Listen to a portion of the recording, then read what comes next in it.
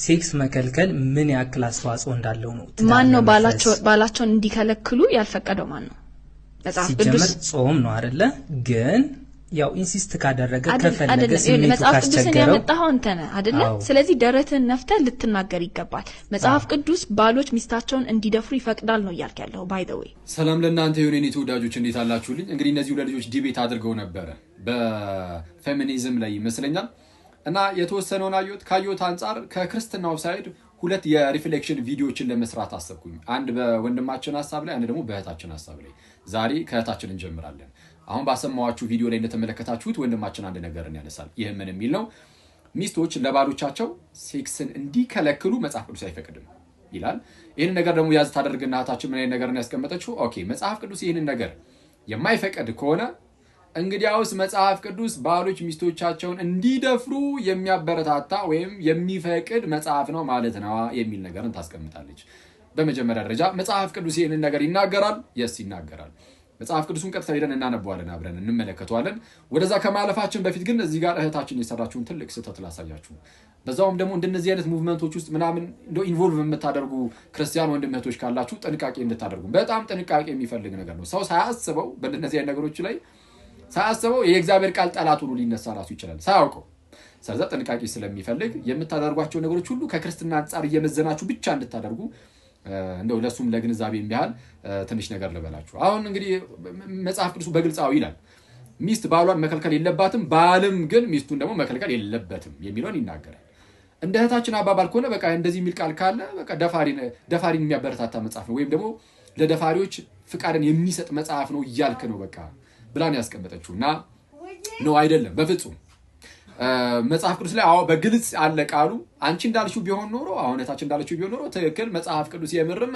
ደፋሪዎችን የሚያበረታታ ይባል ነበር ግን አይደለም ቃሉ ቢኖርም አንቺ የሰጠሽው ትርጉም ግን በጣም አደገኛ ነው ይሄ ሎድድ ሌብሊንግ የሚባል ፋላሲ አለ ወይም ሎድድ ዴፊኒሽን የሆነ ኖርማል ለሆነ ነገር በጣም ጽዩፍ የሆነ ኔጌቲቭ የሆነ ነገር አምጥተህ ተለጠፈበትና ከዛ በኋላ ሰዎች ያን ነገር ሲያዩት በዛ በመጥፎ መልኩ እንዲያዩት ታደርገዋለህ ይሄ ሎድድ የሆነ ሌብሊንግ ነው ዴፊኒሽን ነው እና ፋላሲ ነው እንደነዚህ ሙቭመንቶች ፌሚኒዝምንም ሆነ ሌሎችንም በጣም አንዳንድ አስቸጋሪ የሚያደርጋቸው ምንድነው የሚነሱት ከዓለም ስለሆነ የሚያሳዩን መንገድ የዓለሙን መንገድ ነው እንጂ የመንፈሳዊውን የእግዚአብሔርን የክርስትናን መንገድ ሊያሳዩ አይችሉም ስለዛ ለምሳሌ በባልና በሚስት መካከል ስላለው ነገር ለምሳሌ ሚስት ሙድ ውስጥ ባትሆን በቃ ማለት የሴክስ ሙድ ውስጥ ባትሆን በቃ የራሱ ጉዳይ ታዩ አይነት ነገር ነው አይተዋል እና እንደዛ ነው ክርስትና ግን እንደዛ አይደለም አትከልኪውን ያለው ከምን አንፃር እንደሆነ የክርስትናው መንገድ ላሳያችሁና ልንከተል የሚገባው እንደዚህ አይነት የፌሚኒዝም አይነት ሐሳብ ሳይሆን የክርስትና ሐሳብ ሊሆን ደግሞ ይገባዋል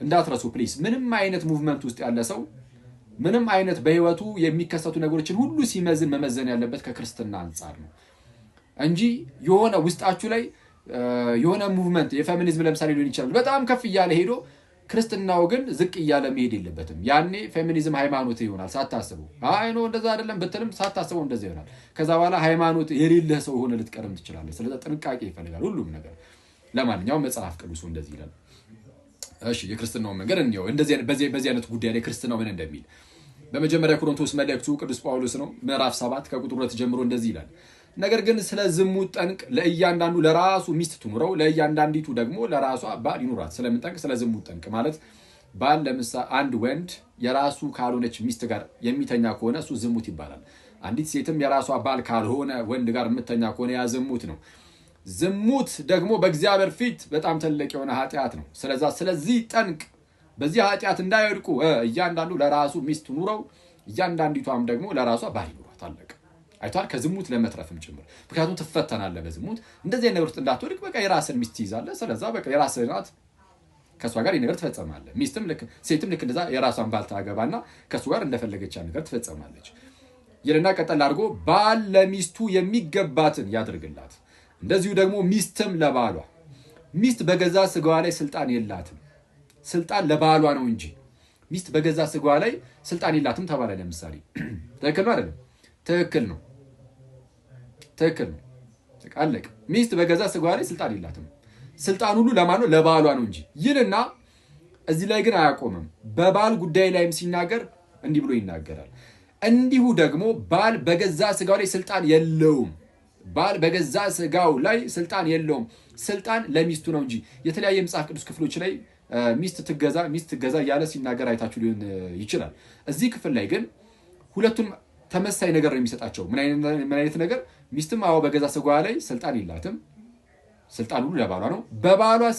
የባል ስጋ ላይም ባል አይደለም ስልጣን ያለው ሚስት ናት። ስለዛ እንደዚህ ሴክሹዋል ነገሮች ምናምን ላይ በቃ አለቀ።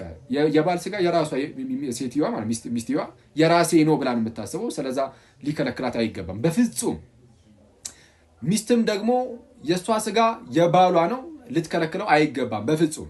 ምናልባት ዊዝ ሬር ኤክሰፕሽን ካልሆነ በስተቀር ማለት ነው። የሆነ ለምሳሌ የህመም ጉዳይ ምናምን ካልመጣ በስተቀር በሁለቱም ሳይድ ሙድ ውስጥ አይደለም ምናምን እየተባለ ዝም ብሎ እንደዚህ መገፋፋት አይቻልም። እሱን ነው ቀጣይ የሚናገረው ጳውሎስ። ምን ብሎ? ለጸሎት ትተጉ ዘንድ ተስማምታችሁ ካልሆነ በስተቀር እርስ በእርሳችሁ አትከላከሉ። ለምን? ራሳችሁን ስላለመግዛት ሰይጣን እንዳይፈታተናችሁ ደግሞ አብራችሁ ሁኑ ይላል። ስለዚህ አሁን ምንድነው እያለን ያለው ቅዱስ ጳውሎስ? ባል ለምሳሌ ውጭ ሲሰራ ይውልና መጥቶ ማለት ነው አይ እኔ ደክሞኛል እያለ ሚተኛ ከሆነ ሚስት ያንን ነገር እየፈለገች ሴሱ ምናምን እየፈለገች ባል በቃ ደክሞኛል እያለ የሚያንቀላፋ ከሆነ ነው አይቻልም።